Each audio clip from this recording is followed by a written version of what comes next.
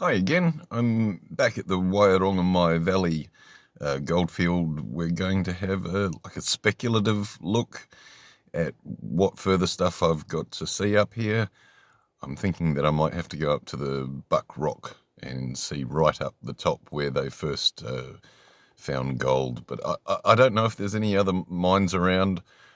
Also, my torch situation has only improved a little bit. I've got a new torch that is like 5 times as powerful as my other torch, except that what I've learned is that there's a lot of difference between a lamp and a torch, and I have a lamp. What I've also done is ordered off the internet a ridiculously powerful torch, but supposedly that's going to take 2 weeks to arrive. I'm hoping that it will be quicker than that, but otherwise there's not a lot of point in going down these mines underpowered as far as light goes. So we'll get back into it today. A few other areas as well I'd like to look at. Maybe another battery, the new era battery. There's some foundations of that I might go and have a bit of a look at later on. All right, I'll talk to you a bit later. Here we have our first mine portal of the day. Now, portal is really being kind to what this entrance is. It's probably, let's say, 1 metre high. All the entrance has kind of collapsed onto itself. So anyway, I'm going to try out my new lantern and my torch at the same time, see if I can manage all that, and have a look what's in here. If I can slide my way in past any wetters. So on we go.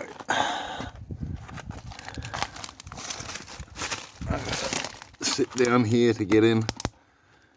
It's yeah, tight squeeze indeed.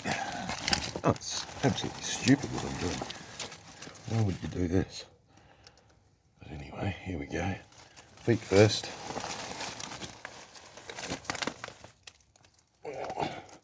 Holy crap. And that's a no from me, simply because it is teeming with huge wetters. Oh my goodness. You can't see them, that's sad. Let's see how I can get the torch on them any better. Not really. Oh my god. Yeah. Yeah, no, let's see if we can find somewhere else. That's funny.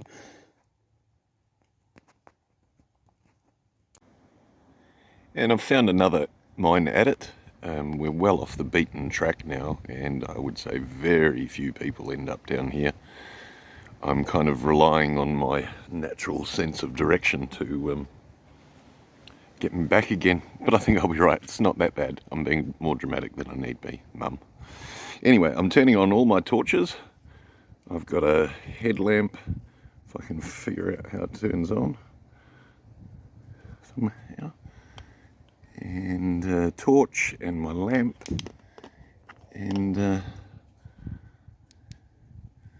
let's see what's down here. It doesn't look particularly long, but can't tell. I can't see any rails on the ground.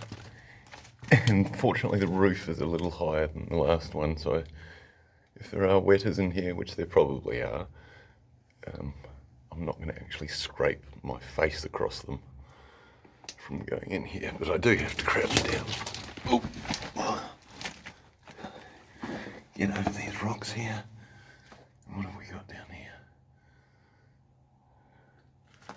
Okay, so it goes down a bit.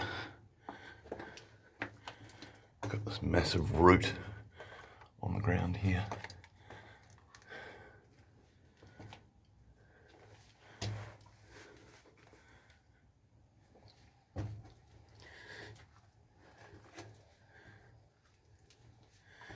Yeah, looks like we've got a drive off to the left I'm coming up to. Odd bit of tape on the roof.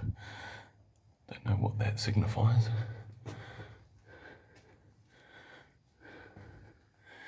Oh yes, and down here, a few cave wetters on the roof. So we're not that far from the entrance still, and they've driven off down here.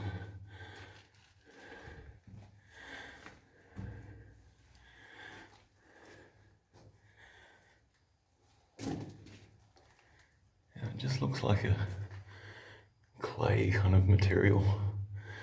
It's not hard rock. Well, I should touch it.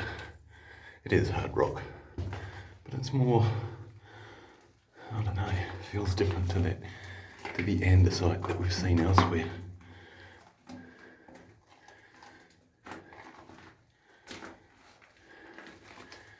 We're coming up on the end of what they were doing down this section. And to be fair, there is nothing that I can see. But you would assume that had there been a vein of quartz down here, they would have just dug the whole lot out. That's why you don't see anything. Now this mine is dry for a change. I haven't had to get my gumboots out of my bag and put them on. Oh wow, I missed those. There's some pretty big wetters just there. I might take some photos of those on the way out. I know people are fascinated by them. Hopefully they're just doing their own thing, not too worried about me. We'll go down here and round the corner. It goes in a bit further than I thought.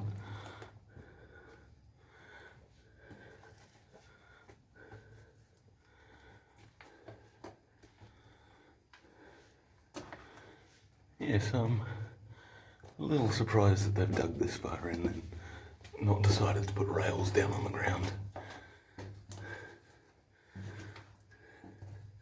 But perhaps they did have rails in here once and they've been pulled up. Seem to be coming into a more open area, I think, just ahead. What have we got? It looks like walking into some sort of web. They've had a bit of a dig off down here to the left. I can see what they were looking at now.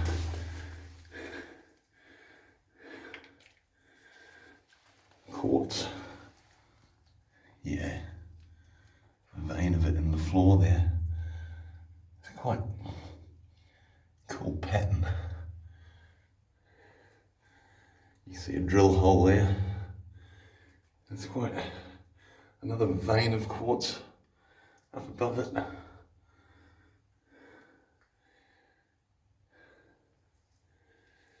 But then they've decided that the values weren't enough in it or something, and they've stopped there. We'll move around the corner to where the end is here, I think. Let's see what's around here. A little bit of a collapse there. Oh, it may go further than I expected.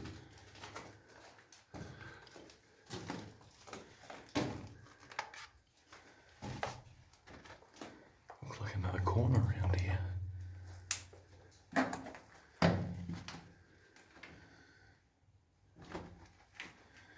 Yeah. Okay. So, are we going to have another drift off to the left up here? Possibly.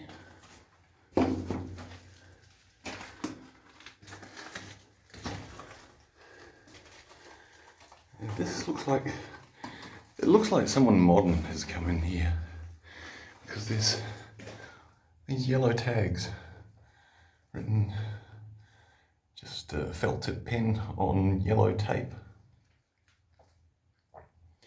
numbering on it. It obviously indicates something. You've got a little pocket of pyrite. The darker area could even be silver. It does oxidize to that black kind of colour. But, I mean, that's a very tiny pocket.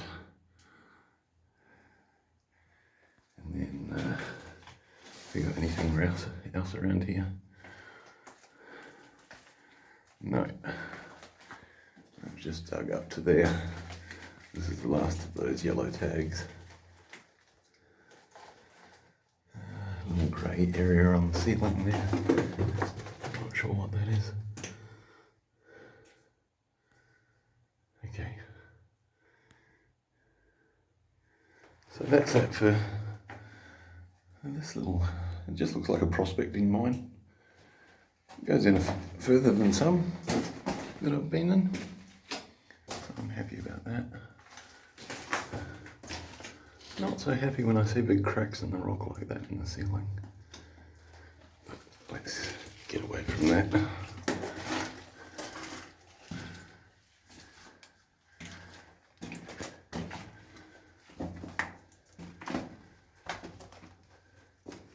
So the veins of quartz have just been shooting out, seemingly in a left to right direction once you go in a certain distance. This one has an aluminium tag on it as well as the yellow tag. And there's various bits of, as you can see, pink fluorescent paint. Now I look at it, that whole vein of quartz goes right up to the ceiling. Right up there. So if anything, I'd be looking at sampling that if I was the modern prospector in there.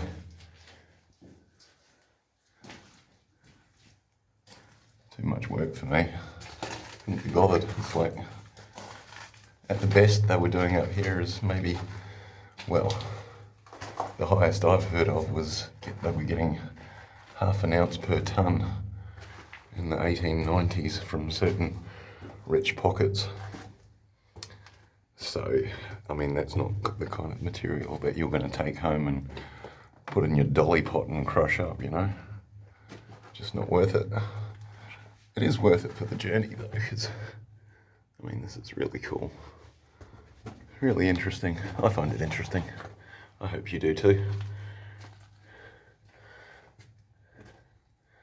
Hoping I'd see some glowworms sometime. Not so far. And here we're coming back out to the entrance here. And we'll move around and see what else we can find.